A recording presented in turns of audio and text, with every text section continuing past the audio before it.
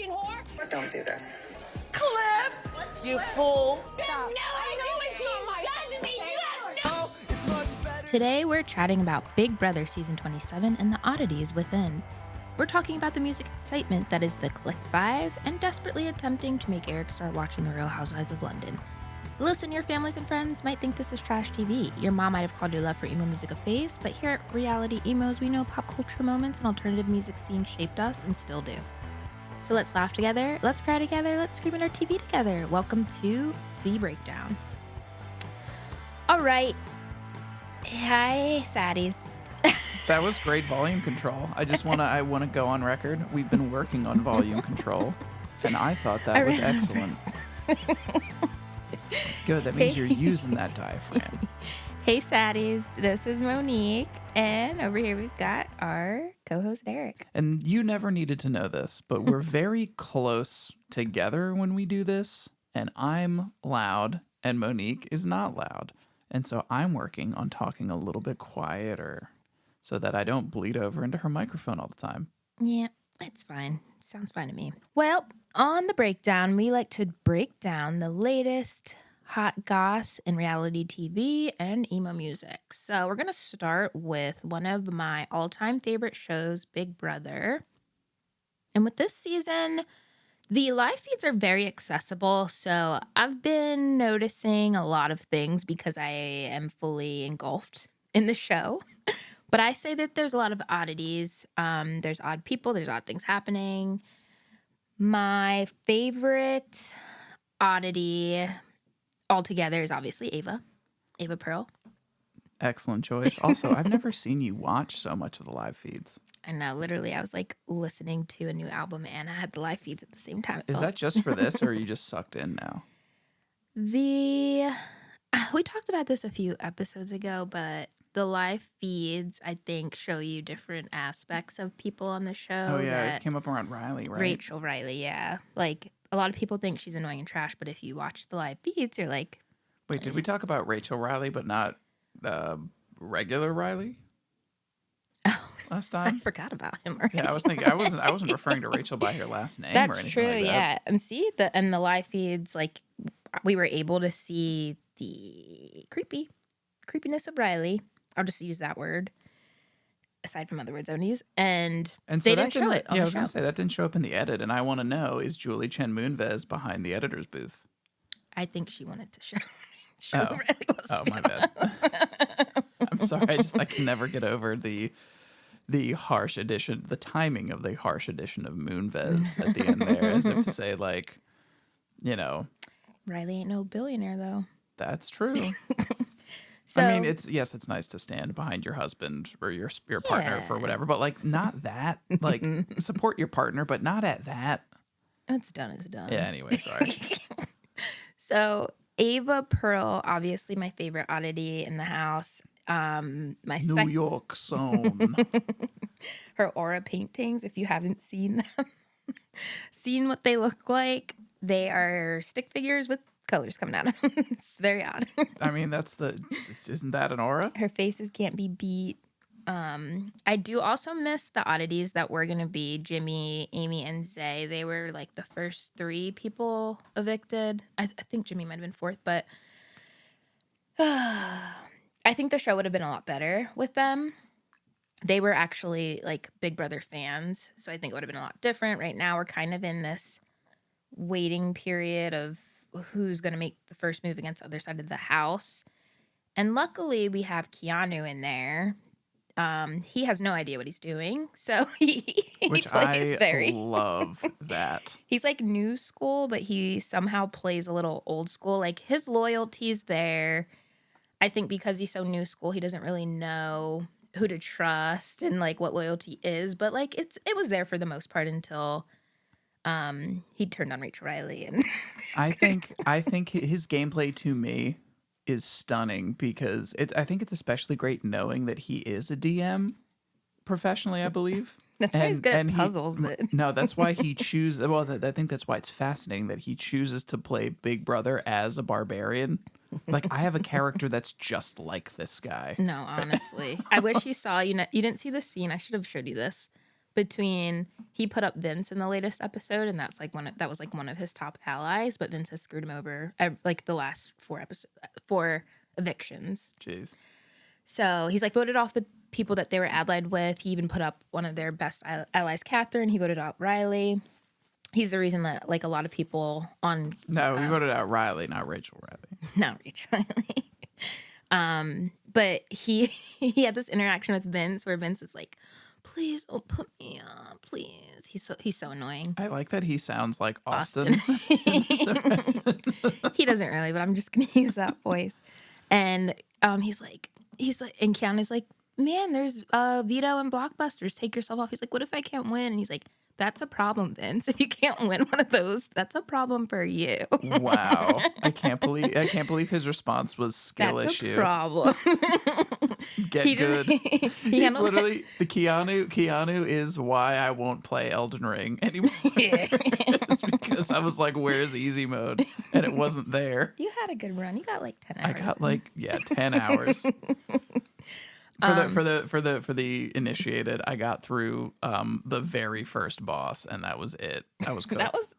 That took like 10 hours. It took 10 hours, and it's a bad sign for me. Anyway, clearly I could never play like Keanu in this competition. I do wonder how many hours he's played like video games. That's a good question for him when he gets out of the house. I want to know how many hours he's just played the challenges at home, because he's like so good. Well, I can't get over the what was the one where they're stepping on the lights? That Blockbuster they have challenge. to like memorize the placement of their steps on the lighted and pathway. He did it in slow motion and won. Yeah, that was one of Vinny's best lines. Probably the only line I care of the season, when he said that Keanu reminded him of Michael Myers in that challenge. He does. It's actually he is it's just really so stunning. level-headed, though. It's kind of inspiring. Like, except when he's like, "Oh, I'm coming after each and every in one," a way, which I that's stand by. I level-headed. do stand by that speech. It is I'm fine with it. level-headed in a way, because it is what everyone's doing. Like, you're trying to pick each other off. I was mad at everyone else for getting mad or like taking that in a type of way, as if that's not how the game works. Yeah, I guess But I won't say level-headed per se, honest, but I mean, you can. Hey, I'll take that for him. and then the I believe you have a prompt. Another iconic. He's just an icon. Yeah, which I know that was against your girl, and she didn't like that. But for what it's worth, I felt like he was having kind of a Pretty Woman moment when that happened, right? Like It was sad to see the whole house. Right? against He him like he that, just yeah. crushed this challenge. Clearly, everyone wanted him gone, and he makes it happen. And then no one claps. I've never seen that on a challenge before, where no one even like. Everyone always at least fakes being happy. That's why I just feel like he's just himself. He's so iconic. Yeah. He just, like, He was, and I thought he shouldn't apologize. That to me was just, it was no worse than like big mistake, huge, like from Julia Roberts. He apologized because it was with Ava. I don't think it's necessarily like for his actions. I just think he didn't want to hurt Ava because he genuinely likes her. But I agree. If Vinny did that, he would have been like, "Oh, it sounds like a problem for you." Yeah. Sounds like you forgot your prompt. But yeah, Vinny is the opposite of Keanu. Has no strength within. Can't wait for him to get out of this house and be left by his really good-looking girlfriend. She unarchived all of their pictures on Instagram, so now we know what she looks like. Oh, is she like going scorched earth on this one? Yeah, and I saw a comment from her on one of his posts. Someone was like, "Wow, you're so strong for being able to like watch him in this house, do what he's doing." She was like, "Actually, Vinny and I set boundaries before he went in there about what he could do, and this is like this ain't it." So, Kelsey, if you're out there, leave that man. Maybe hook up with Keanu. He seems like a nice guy. Honestly, you know what's funny is the dramatic mustache, and this is, I don't want to sound like fucking Sean Hannity or some shit, but the pronounced mustache that's been very popular. I want it to be disarming, and I always view it as disarming. But also, every reality star that I see grow a freaky mustache like that ends up being bad. I said this a few episodes it might back. be a predator mustache. I hate to say it, but like maybe it was a creepy mustache in the 70s in hindsight. Maybe we just forgot as a society. No, in the I guess you're right. Yeah, like Ron Jeremy. Like Jeffrey Dahmer. I did mention this honestly a few episodes back. Joseph from last season 2 kind of tricked me because I was disarmed by his mustache and I thought he'd be cool. Jog my memory. Which one was Joseph again? I'll just show you what he looks like and make sure I put a visual. We're going to pause for pulling a photo. Oh, yeah, I remember this guy. Yeah, so I mentioned this on episode 9 because I also think we're a bit fazed by the existence of Good Trouble and how much we respect. And I also don't want to make this a thing, but his mustache, Joe from BB26, his mustache is not the type of mustache I'm talking about because he's got a he's Hulk Hogan'd it. He's got, which also rest in hell, but but his mustache does the hard lines down the side, That's which true. I actually just recently started shaving off because not because of Joseph, because of Hulk Hogan. Yeah, out of disrespect. Yeah, but it's like a thick Hulk mustache. Hogan. I don't know. I don't know how to explain it, but I also felt disarmed. And I think in a few episodes back, I also like regretted. Oh no, I thought Vince was going to be cool because of his mustache. Yeah. So in episode 9, I went back on that theory. And I'm just still, ever since episode 9, where I kind of repented for my initial Big Brother sins and assumptions, I've been still on the Keanu train. I'm always going to be on the Ava train. I'm on the Keanu and Rachel Riley final 2 train. Can't wait for Vince to leave. Hopefully it's tomorrow or Thursday, September 4th. I'm hoping there's a double eviction and maybe Morgan goes out because what they're doing in that house with that cheap man's is just anger-inducing. Even the producers and editors now see it. They like really honed in on those long hugs. I just can't get over. So they wasted no time honing in on that, but honing in on really, it is weird. I don't know. Like I think it's because it's more of a scandal with this cheap man's because everyone knows Vince has a woman outside. He's unemployed, so it's like interesting. With Riley, Catherine was really and still is into him, so I guess they didn't want to be like No, she needs she needs her own wake up call because isn't she the one didn't she say he looked like Brad Pitt? No, that was Mickey, which is crazy. Which is send them both to therapy. No, she's the one that said she was a raging feminist in the beginning. Oh my God. Yeah. Now he's doing all the raging. I mean, I did just say I want Vinny to go home, but I also kind of want him to stay in so Zingbot can zing him for how much he cries too. Like, I really do. Oh my God, you're looking for another song. Oh, the Corey one was so good. Even though I really like Corey in America, that was the best zing in the history. It just went too far, it was so extreme. It was do great, it again, Zingbot to Vinny. Even if he's gone, I'm requesting Zingbot. Just honestly, make a song for him. Topic of things that I really want to stay. One, I think Zingbot owes a song at least every 2 seasons. Ideally, every 1 season. I want it to be every season, but I also make it special. Yeah, I want it to be a treat. I want it to like if the cast didn't earn it, then like they don't get it. You know what I mean? True. But like if we haven't gotten it in a while, throw us a bone. That type of thing. But also the Blockbuster comp. Yeah, I think is a stunning addition. Oh, I wasn't even. I've never seen so many split votes. It has really. Well, I also started watching in like BB13. But it has helped with the new school Big Brother where they kind of just like have their strategy and they sit back for the week. And watching live feeds has opened me up to like really appreciating the Blockbuster because there's actually so much that happens between that Sunday and Thursday episode. So Sunday we see who the HOH nominated, even though that's happened like days before. It usually happens Thursday night. Yeah. And then usually because the nominations happen around like Friday, Saturday, you're just sitting on those live feeds watching them do nothing because like usually if there's 2 people on the block, like you know who's going home. So the Blockbusters added so much variety to the live feeds. I think the show, to your point, they don't split the votes like they used to. Well, as someone who doesn't watch the live feeds and relies on Morty's BB spoilers, like it's 2000. We don't really anymore. We look at don't. Reddit. So what's fun is now I don't even have to look at Reddit. I can just look at you on the couch. But I usually am on Reddit.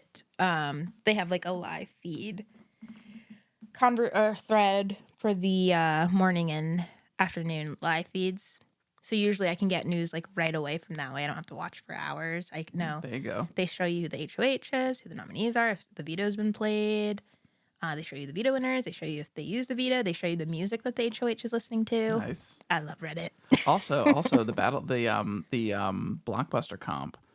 So it like makes every eviction so much more like every eviction feels like a double eviction day because you get like all the meeting and parlaying and discussion like not exactly the same but like pretty much because everyone has a contingency plan to an extent but like it's never fully locked in and so I think it's gonna get crazier the later in the game we get. There's actually only 4 weeks left, which is crazy to me because there's like count, but there's a lot of people I mean left. that takes us to October. Yeah, but there's so many people left in the house, so there has to be like a few double evictions or a triple eviction. I want to see a quadruple eviction, just like They ruin might our do life it. for 2 They hours. might do it. I mean, they did start the season with 2-hour episodes, so. But yeah, this show is still fire after 27 seasons. Still one of my favorites. They managed to, I think, redeem. Like I was actually becoming more of a Survivor stan and wondering what Big Brother could do to modify their recipe because like every episode of Survivor we watch, we cry. The challenges are always compelling, and Big Brother was starting to feel a little stale. I think that they did pretty good this season, though. I do wish some people stayed in the house. They went home, whatever. They can't. Yeah, like Riley, you're so upset he left. Jimmy. You've been punching walls over it. I embodied him. I was possessed by him. But speaking of triple evictions, there's a trio of pop princes called the Click Five. How? That I would like to Sorry, about. a trio. Did you say a trio of princes? Pop princes. Pop princes. You know, like their song, Pop Princess, Hold My Hand. Obsessed with, yes. So much time I spent on the Click Five. So they are our pop punk princes. Oh, hold the fuck on. What? Who would you give that title to? Just, I don't know who gets the title, but I just know it's not them. I'm giving it to them. The Click Five announced that they are doing a reunion tour. Punk Princes, the Monkeys. I mean, they are like the pop punk version of the Monkeys. I'll take it. Sure, I'll almost take that. I think that's as close as we're gonna get. So, well, they are reuniting after 15 years. So they announced it kind of sort of like after the Joe Bros brought them out at a performance, which they've been doing a lot of. I dig it. They've been bringing out like a lot of different bands, but I'm digressing. yeah. So yeah, the Click Five joined them on stage a few weeks back, and then they announced. I saw that they were I think touring. there's a few artists because like Cartel just announced there. Yeah. Also, shout out to my boys in Goalkeeper.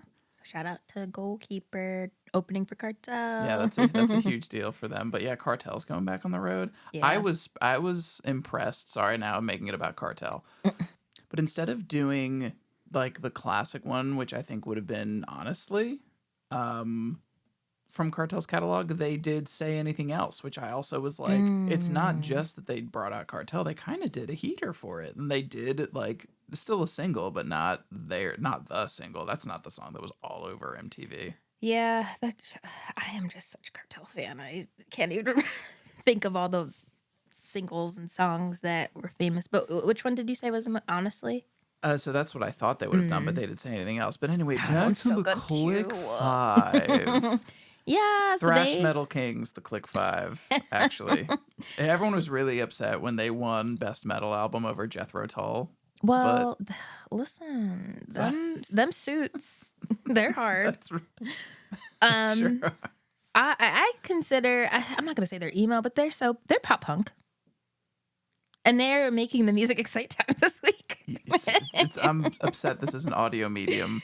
All right, But if maybe we should go back to video so that everyone can see my face as you say that the thing you will stand on for them is that they're pop punk. standing on this. As if suits aren't like a major factor in emo style. I feel like they would definitely be an emo band, if anything. And even that's you're like, saying they are? Okay. I'll take them as emo, but holy hell. No, they're pop punk. Whatever. Anyway, so Yeah, it's them and the story so far up there. They are reuniting. They had a reunion tour in Asia that I was slightly jealous of back in May.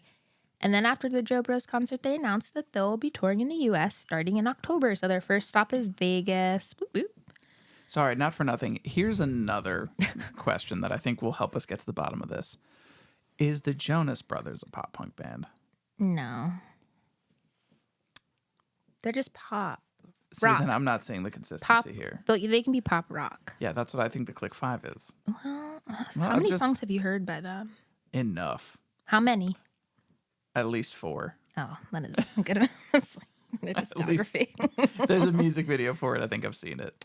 All right. All right, anyway. We'll tell us in the comments. I'm holding our feet to the fire. Is the Click 5 emo for or pop punk? consistency in genre. We're probably gonna get ripped apart by this because they're most likely neither in most people's opinions. But Well, I think if that's the case, I'm helping. well, I guess that's all we got to say. They have a tour. They're on the road. Starting in October. They're a pop punk band. They're on the road. And even though Eric Dill's not a part of it anymore, I've heard the new stuff. It's pretty good. I guess not the new stuff, but I've seen them performing live. I don't think they've had anything new since like 2007. Anyway. Yeah. Anyway, catch them on the road with Bring Me the Horizon on the original Kings of Metalcore tour. They're pop punk. Why would they be with them? Oh, sorry. But I'm excited about it. I kind of want to see them. No, I definitely want to see them. But I think I'm excited. It's music excite times. Yeah. I don't want to see that. Anyway, now. I thought you loved pop punk. I did. All right, I'm never gonna let love this it. die. This is honestly starting. This is gonna make me look bad now. I swear I'm not some weird heavy music purist or something like that. Mm-hmm. Anyway, back to another great segue. Going back to the topic of old school, like 2007, I want to talk about a franchise of Real Housewives that's giving 2007 My Super Sweet 16, and that's Real Housewives of Miami. Houses of Miami. Absolutely. Do you remember that girl Sophie from My Super Sweet 16? I don't know. I remember her name. I don't, but you know what we can Google this. Oh yeah, I do know this. So she was someone on My Super Sweet 16 who just let all the power go to her head and like made the invites. That's what the show's about. That's what it's for. No, it's about celebrating your birthday. Sure.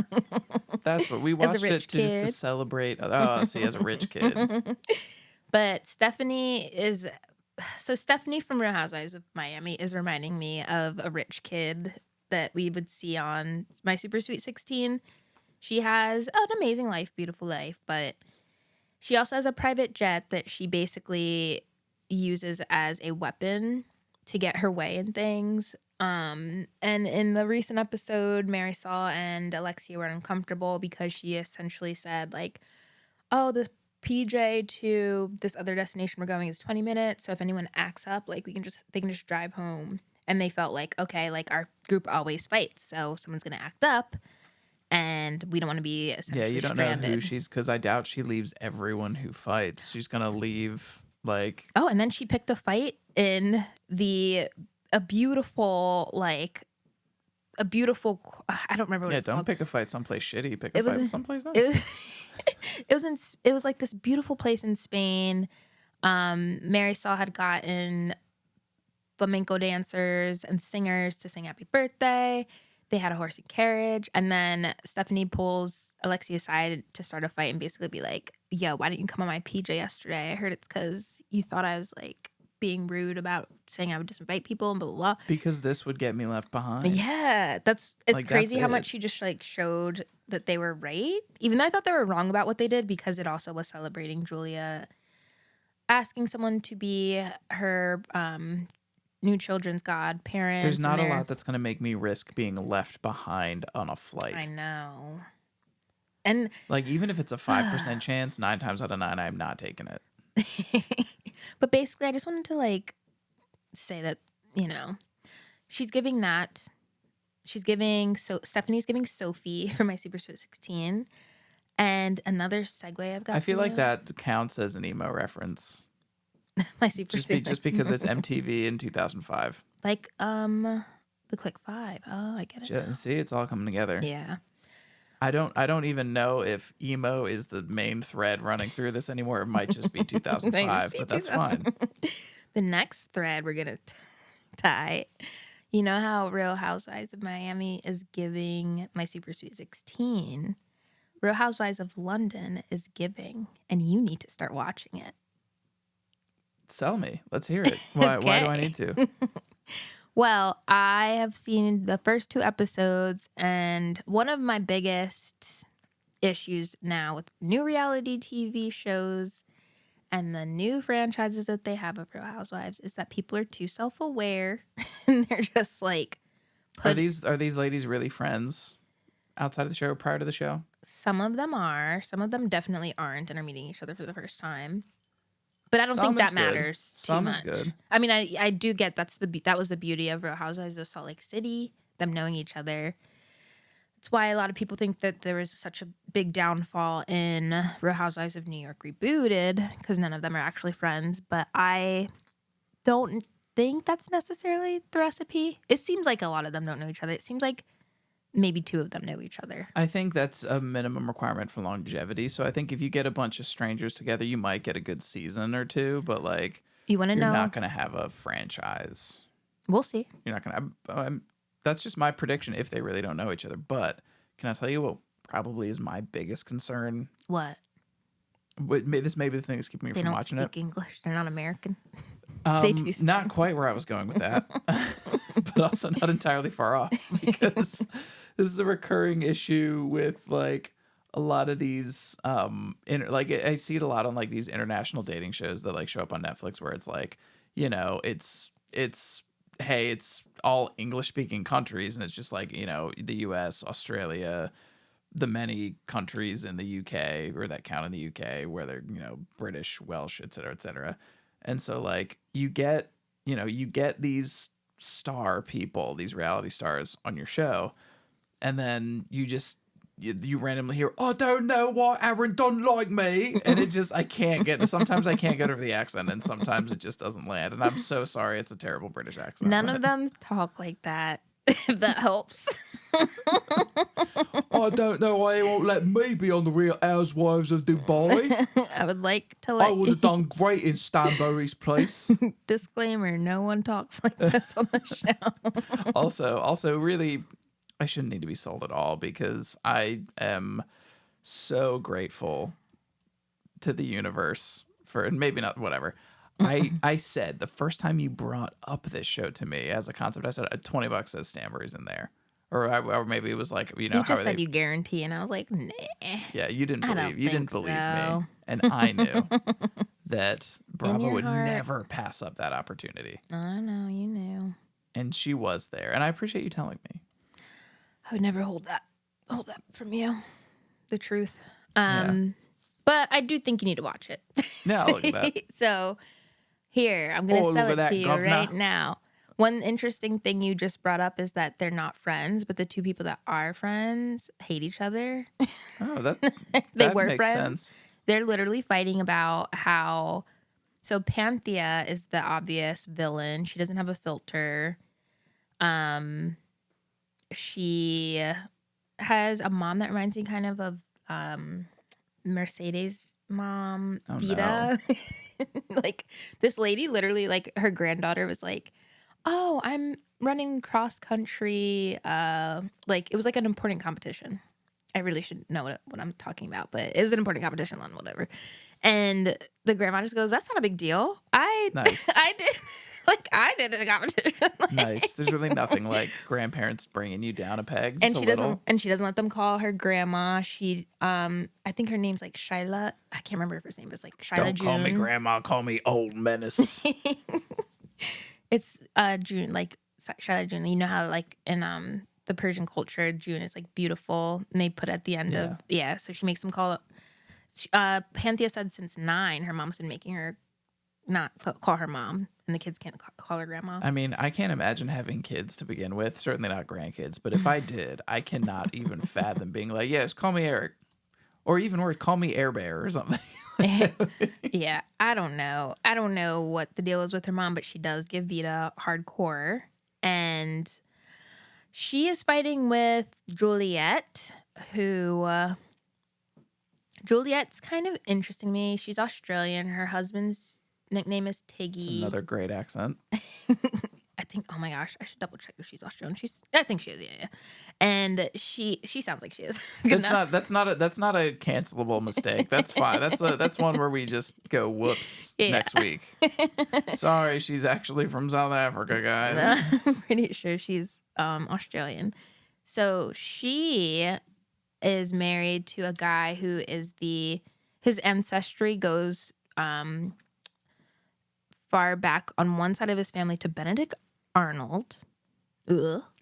American hero. And then the other side is Braveheart, whoever the real William Braveheart Wallace. was. Yeah. This feels like That's who she says his ancestors yeah. are. I bet that he says that too. But I'm gonna need some proof on this. It's like in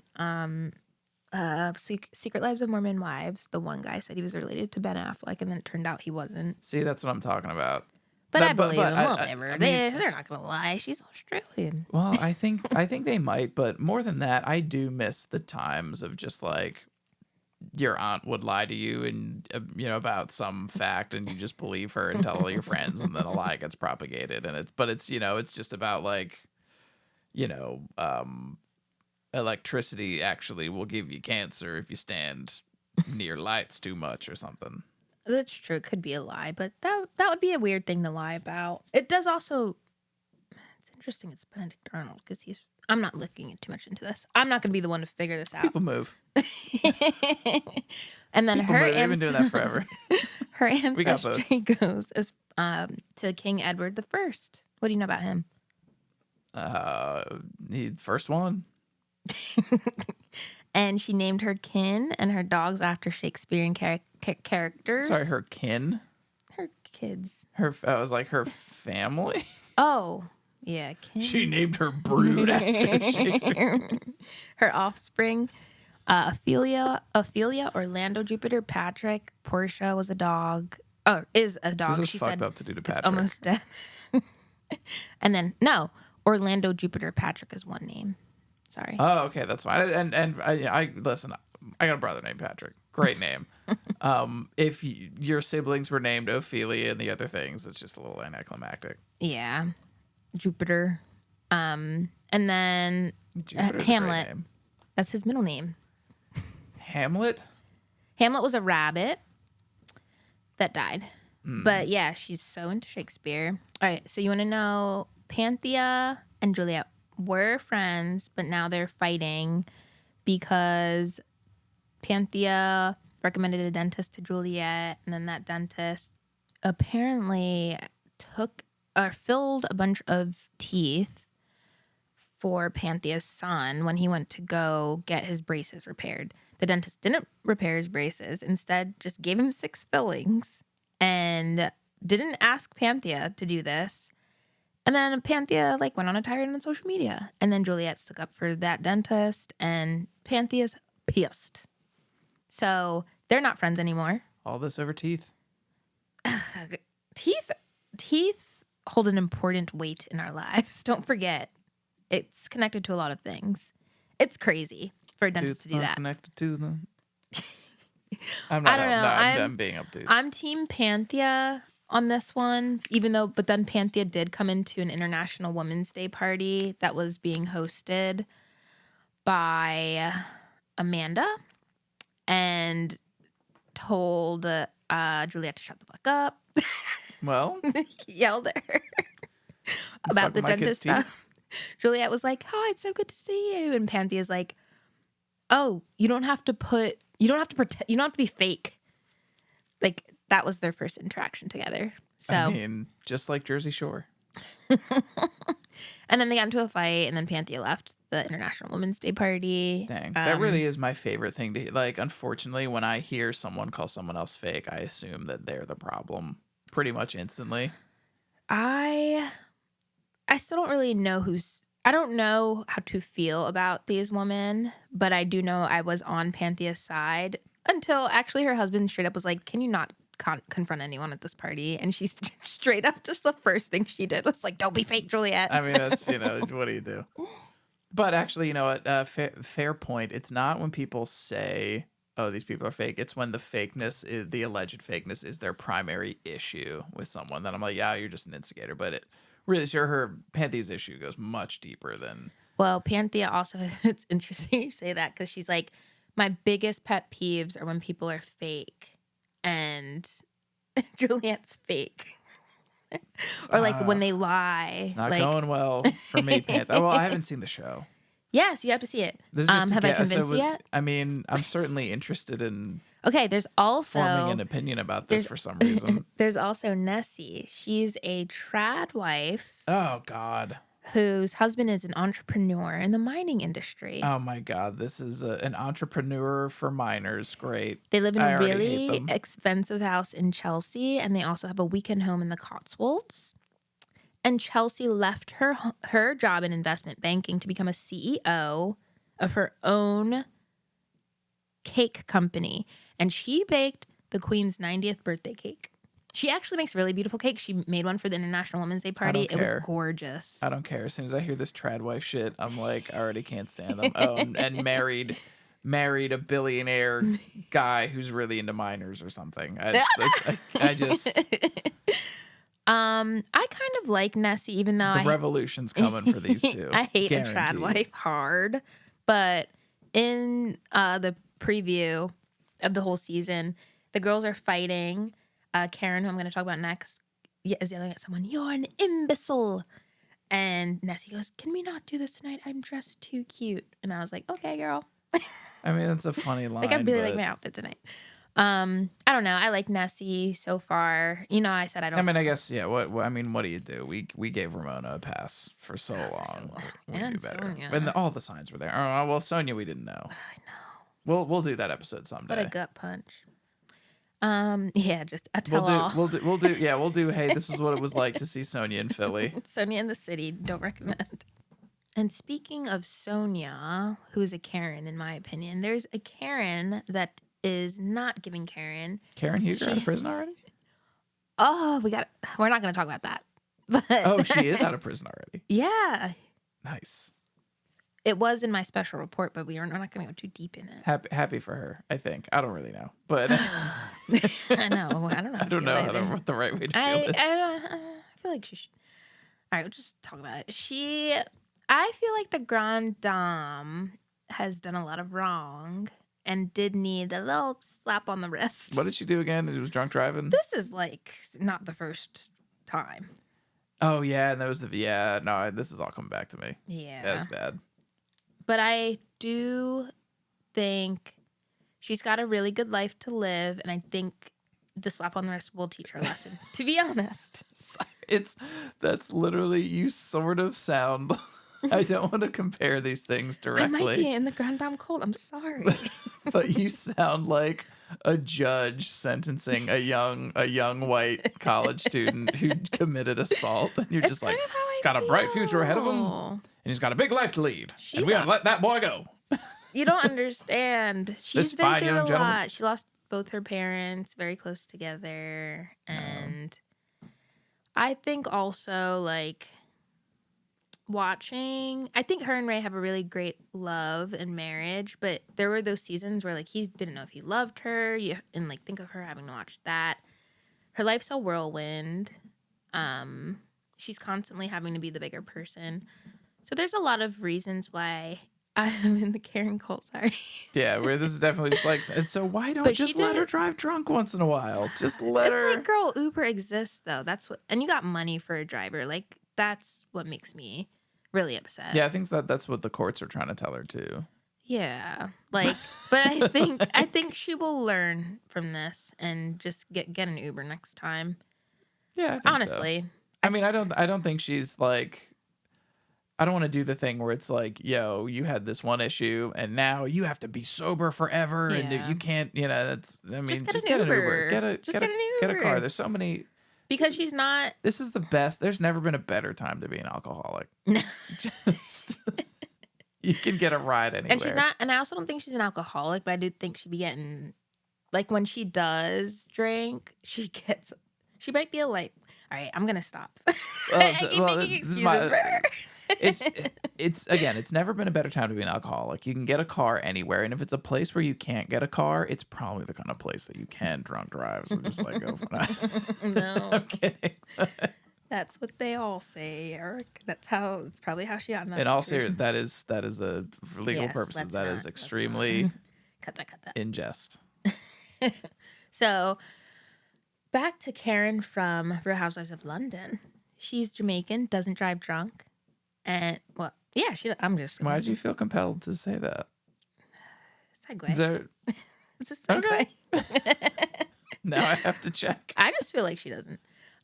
She's got 5 houses, some in London, Jersey, and Staffordshire. Not New Jersey, the good Jersey in the UK. I don't know what your issue is with New Jersey, but okay. She's also gutting and renovating. a Blue home. state. She's gutting and renovating a home right now. So it's the house that her son was born in Jersey. And she's like building, it's like 6 stories now. There's going to be a pool in it. They just gutted it completely. It looks really fire. You can tell this bitch is rich, and I love it. She lives in Joan Collins's neighborhood. It's also the same neighborhood Margaret Thatcher grew. Awful. Oh, why would you why would you ever want to be associated with Margaret Thatcher? She was rich. She's rich. She's the Ronald Reagan of the UK. Okay. At best. Still rich. And a menace. And then also the house that she's rebuilding, that her son was born in. She's building the kids' self-contained flat so that they don't live inside the main house, which I thought was really funny. And just right to do. Sorry, I blacked out after Margaret Thatcher. Sorry. I think we're Shouldn't gonna have have to brought it keep up. this moving because if I hear anything remotely similar to Margaret Thatcher, I'm not gonna want to watch it. That's the last reference of Margaret Thatcher. There's also the last person is Amanda Cronin. I actually did not write notes about her. Oh, great. Yeah, she lives near Buckingham Palace. Ugh. And there's a lot of rumors. She dated someone. I keep hearing things that are pulling me away from the show now. She dated someone in Wham. Like sort of helps, but It's funny. They fight a lot. It's not American, so yeah, Americans don't fight. I feel like that should be enough. We're a culture. Oh of my peace. gosh! And I forgot Dorinda's up in there too. She was in the preview. Oh, that's fun. Eh? Oh, I love that for her. Have I convinced you? I mean, you lost me for a minute. One more thing. There's also an American named Juliet, but I haven't seen her yet. I'm only on episode it's 2. taking me out again. But she seems crazy. Remember Tony from Love Island UK? She was American and she was fun. I think she won. No, Yasmin won, I think. I forget. What show? Love Island UK. Oh yeah. Americans in other places, pretty good. Yeah. I guess I'll never get a job in sales. You had me, and then I think we sold past it. You know, we went. I'll never get that Once we got sales into- job, Eric. Oh, because that's your You've ruined it for me. dream. That's every day. Every day she wakes up and she says, "How can we do sales today?" Every day. But I want to support Dorinda. I could. I knew that would help. Yeah, that was a good one. You could have started there. Could have just said Dorinda's in it. And Stanberry, she's very entertaining. Yeah. All right. I didn't like her beef with Chanel Ayan, but They're fine now. Yeah, okay, then Stanbury's fine with me then. We're just going to take this win and move along. Now on to our special report. The World is a Beautiful Place and I'm No Longer Afraid to Die has a new album out, Dreams of Being Dust. It features songs with counterparts, Full of Hell and Church Tongue. And honestly, it's a little more political than the past albums, but I'm loving songs like Beware the Centrist. And I also learned what a Cebetry and a Hobbesian trap were from listening to this album, so give it a listen. Hobbesian trap. Making fun of my accent. I'm not making fun How of your rude. I'm making sure the audience can hear. I want them to be able to Google it. The Front Bottoms are touring to celebrate their 10th anniversary of their third studio album, Back on Top, with support from Sincere Engineer. You can catch them starting in September 17th in Newport, Kentucky is their first date. Emo Night presents the Delilah vs. Juliet tour with Plain White Tees and We the Kings. Their first stop will be in Denver, August 21st, and they'll be wrapping it up at Warped Tour like you kids should too. That's all we've got for you today. All right. If you like what you've heard, be sure to follow us on whatever the hell you want. Everything's at reality_emos. Also, if you're listening to us on Apple Podcasts or Spotify, please leave a review if you like what you've heard. And we'll see you next time. Thank you. Bye.